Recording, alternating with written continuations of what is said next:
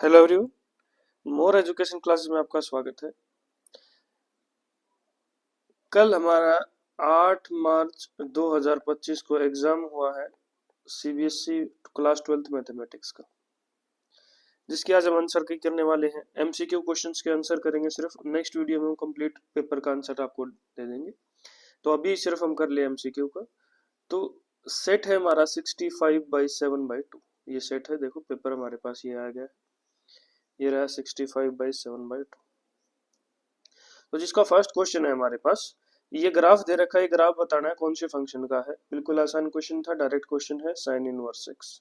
तो option number D is the right answer. Next देखते हैं क्वेश्चन नंबर 2 हमारे पास क्या है। दो मैट्रिक्स दे रखे हैं, दोनों इक्वल दे रखे हैं। Then the value of x minus y, x minus y का हमने वैल्यू बताना है। कंपेयर करेंगे तो 3x 12 के बराबर आ जाएगा, वाई स्क्वायर माइनस 1 35 के बराबर आ जाएगा। यहाँ से हमारे पास दो वैल्यूज आ जाएंगे, -2 और 10। Option number B, option number B is the right answer. देखते हैं क्वेश्चन नंबर 3 क्या है। ए स्क्वायर मैट्रिक्स, यहाँ से देखो क्वेश्चन नंबर 3 से लेकर 6 तक चारों क्वेश्चन हमारे मैट्रिक्स एंड डिटरमिनेंट से आए हैं। ए हमारे पास एक square matrix of order 3। If determinant of A is equal to 5 then adjoint of A का डिटरमिनेंट बताना है। डायरेक्ट फॉर्मूला था हमारे पास डिटरमिनेंट ऑफ ए का पावर n-1। तो आंसर कितना आ जाएगा अभी 25। Option number C is the right answer. Fourth, if A and B are two square matrices each of order 3, determinant of A हमारे पास 3 के बराबर है एंड डिटरमिनेंट ऑफ बी हमारे पास 5 के बराबर है। तो डिटरमिनेंट ऑफ 2ab किसके बराबर आएगा। डायरेक्ट क्वेश्चन ये भी था, ये हमारे पास option number B is the right answer. तो ये हमारे पास आ जाएगा 120। ठीक है, क्वेश्चन नंबर 5 देखते हैं क्या है। क्वेश्चन नंबर 5 के अंदर बोला है द मैट्रिक्स ए मैट्रिक्स दे रखा है ये इस तरीके से। ये बताना है कौन सा होगा, स्केलर होगा, नल होगा, आइडेंटिटी होगा या सिमेट्रिक मैट्रिक्स होगा। स्केलर में देखो ये डायगोनल पर एलिमेंट सारे के सारे बराबर होने चाहिए, और नल पर हमारे पास 0 0, आइडेंटिटी पर 1 1 होना चाहिए। तो हमारे पास कौन सा बच गया, ऑप्शन नंबर डी। चेक करने की जरूरत ही नहीं पड़ी, ऑप्शन नंबर डी हमारे पास is the right answer. A transpose is equal to A symmetric matrix के लिए। सिमिलरली हमारे पास क्वेश्चन नंबर 6 है। What is the total number of possible matrices of order 3 cross 3 with each entry as √2 और √3। हर एक entry हमारे पास क्या है, √2 और √3 है।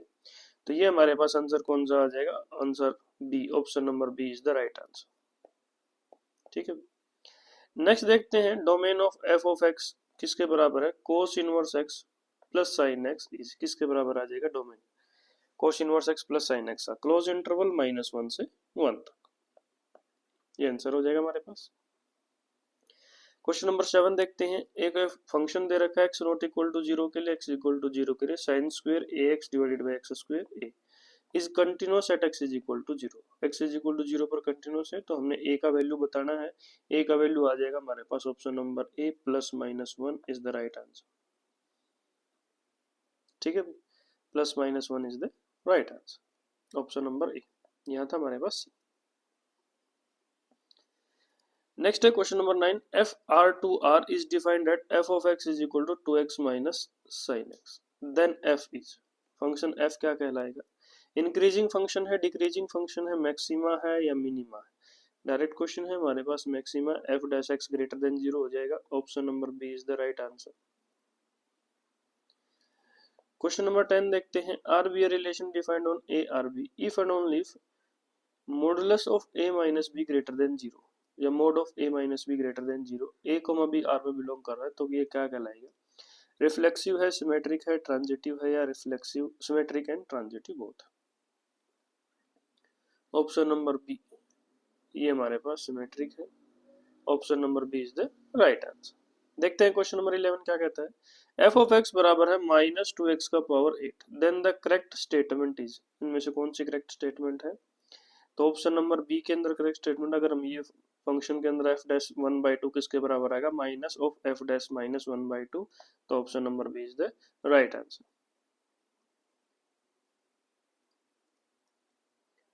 क्वेश्चन नंबर 12 है। For a function f of x which of the following holds true, कौन सा इसमें से ट्रू है। डायरेक्ट फॉर्मूला था हमारे पास, option number A is the right answer, direct question था। नेक्स्ट देखते हैं क्वेश्चन नंबर 13 में क्या है।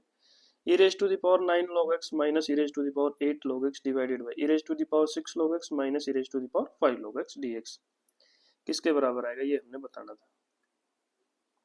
ये भी डायरेक्ट था हमारे पास, x का पावर 9 माइनस एक्स का power 8 divided by x raise to the power 6 minus x raise to the power, यहाँ पर आंसर आ जाएगा ऑप्शन नंबर सी। तो option number C is the right answer. Similarly अब हम देखते हैं क्वेश्चन नंबर 14 के अंदर क्या है। क्वेश्चन नंबर 14 है a raise to the power x divided by under root a raise to the power 2x dx is equal to, ये किसके बराबर आएगा।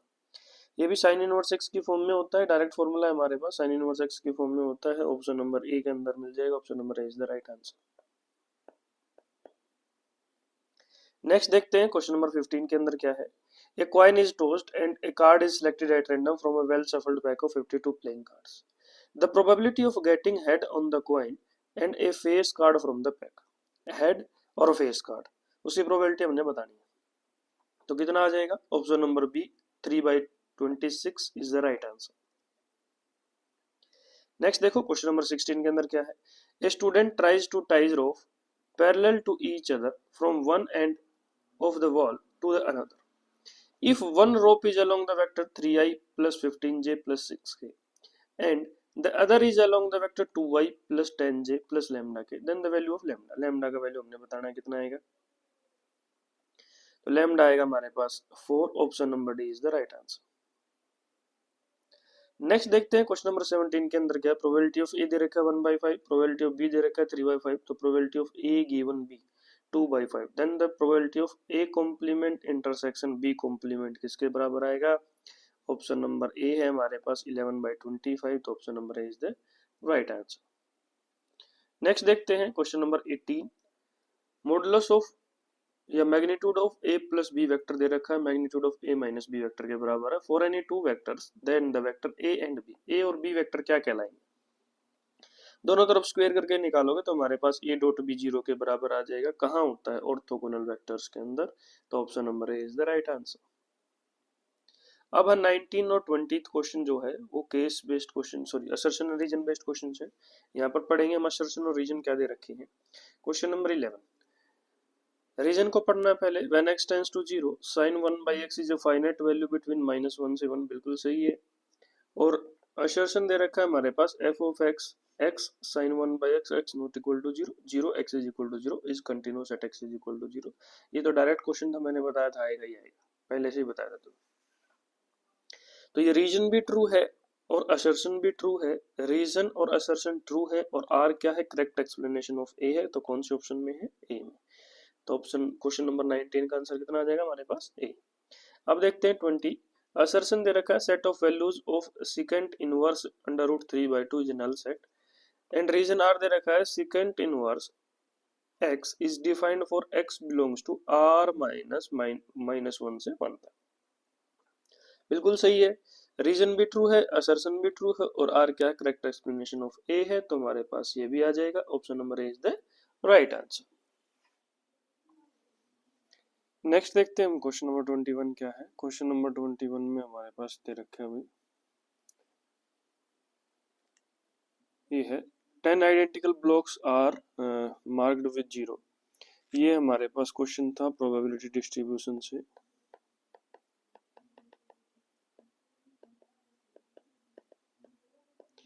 और यहाँ पर हमने निकालना था मीन, और मीन हमारे पास आएगा,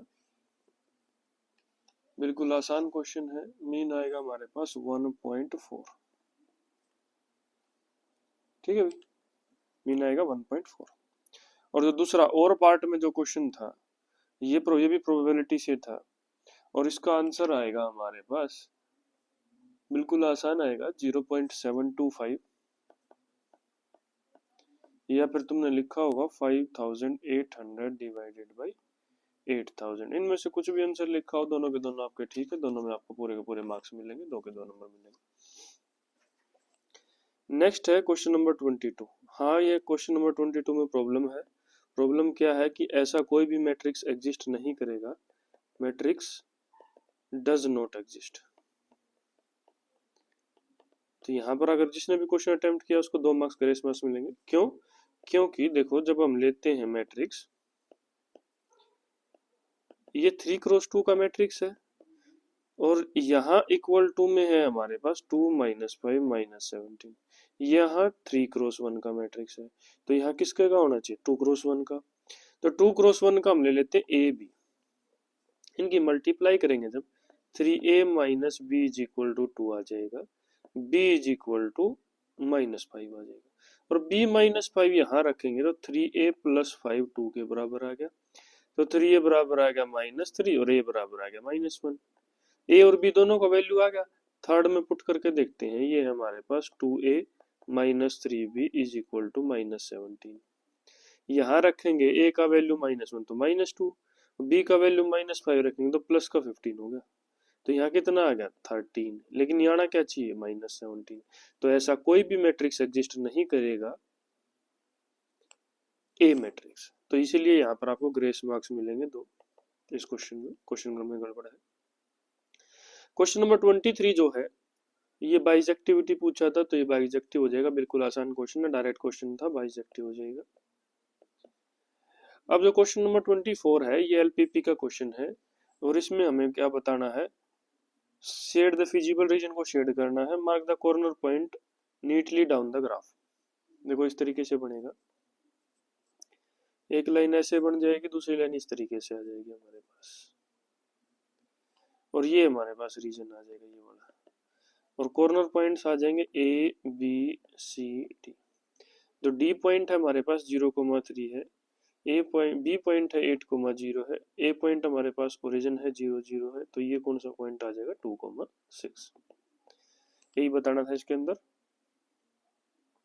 नेक्स्ट क्वेश्चन देखते हैं 25। क्वेश्चन नंबर 25 का फर्स्ट पार्ट, इसको डिफरेंशिएट करना विद रिस्पेक्ट टू एक्स। इसका आंसर आएगा 5 raise to the power x divided by x raise to the power 5 bracket log 5 minus 5 by x. ठीक है।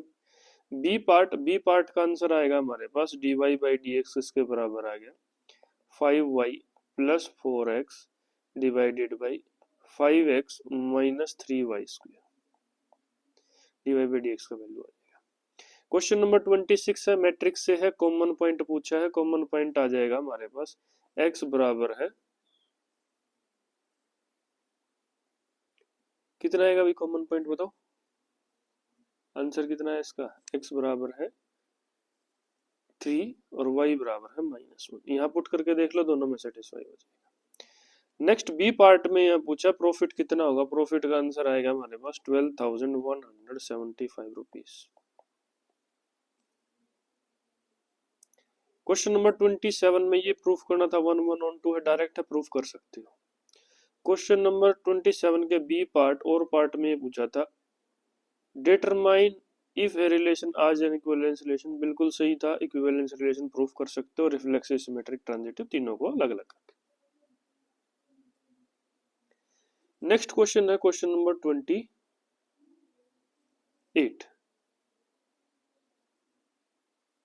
क्वेश्चन नंबर 28 में हमने क्या करना है, डेरिवेटिव करना है इसका। ये है tangent inverse secant x plus tangent x with respect to x is equal to, ये किसके बराबर आएगा, ये इसमें डायरेक्ट प्रूफ करना है, शो करना है 1/2 के बराबर, इसको शो कर सकते हो। क्वेश्चन नंबर 29 में find the dimension of rectangle of parameter, 12 centimetre की पैरामीटर है रेक्टेंगल, इसको डायमेंशन निकालनी है, शॉर्टर साइड और लॉन्गर साइड इसमें बतानी है। शॉर्टर साइड आ जाएगी हमारे पास 2 सेंटीमीटर, लॉन्गर साइड आ जाएगी 4 सेंटीमीटर। वेरीफाई करना चाहो तो वेरीफाई कर लो, 4 और 2 कितना होगा 6, 6 के 2 से मल्टीप्लाई करेंगे, पेरीमीटर आ जाएगा 2 इंटू लेंथ प्लस ब्रेथ, तो 2 इंटू 6 कितना आ जाएगा 12, यही था इसका। नेक्स्ट देखो क्वेश्चन नंबर 30 है, जो 30 का ए पार्ट है, वेक्टर से था, लेमडा का वैल्यू निकालना था, लेमडा का वैल्यू आएगा हमारे पास -5। और 30 का जो बी पार्ट है, ये दो पैरेलल लाइंस है, पैरेलल लाइंस के बीच का डिस्टेंस निकालना है, डिस्टेंस आ जाएगा हमारे पास √3 यूनिट्स। ठीक है। 31 है, मिनिमम वैल्यू ऑफ जेड निकालना है, मिनिमम वैल्यू आ जाएगा जेड मिनिमम हमारे पास आएगा 90, और पॉइंट्स आएंगे x is equal to 5, y is equal to 0। यहाँ सिर्फ और सिर्फ आंसर्स बताए जा रहे हैं, एक वीडियो और लेके आएंगे आपके लिए जहां पर आपको पूरा पेपर का सॉल्यूशन करवा देंगे। अब है क्वेश्चन नंबर 32। 32 में दो क्वेश्चन है हमारे पास इंटीग्रेशन के, दोनों इंटीग्रेशन के क्वेश्चन का आंसर हमने बताना है। पहला जो इंटीग्रेशन का क्वेश्चन है उसका आंसर हमारे पास आ जाएगा 1/5 log mod x -1 -1/10 log mod x square plus 4 plus 2/5 tangent inverse x by 2 plus C, ये आंसर आएगा। ठीक है, नेक्स्ट जो और पार्ट में क्वेश्चन था, अगर किसी ने और पार्ट में क्वेश्चन का आंसर किया तो यहाँ पर आएगा पाई स्क्वायर बाई 4। ठीक है, बिल्कुल आसान था। क्वेश्चन नंबर 33 का ए पार्ट है, इसमें हमने बताना है क्यू पॉइंट जिसका डिस्टेंस इस पॉइंट से √3 यूनिट्स है और इसके ऊपर लाई करता है। तो यहाँ आ जाएगा हमारे पास -2 -1 और 3। एक तो ये पॉइंट है क्यू और दूसरा ये भी हो सकता है, दोनों लाइन के ऊपर लाई करते हैं। 56/17, 43/17 और 111 डिवाइडेड बाई 17, दोनों में से कोई भी पॉइंट हो सकता है, दोनों पॉइंट आपके आंसर है। और पार्ट में जो क्वेश्चन था, यहाँ पर हमने क्या बताना है, find the length of the line segment joining the points, और इमेज निकालनी है इस पॉइंट की। तो इस पॉइंट की इमेज आ जाएगी हमारे पास 11 7 -16। ठीक है,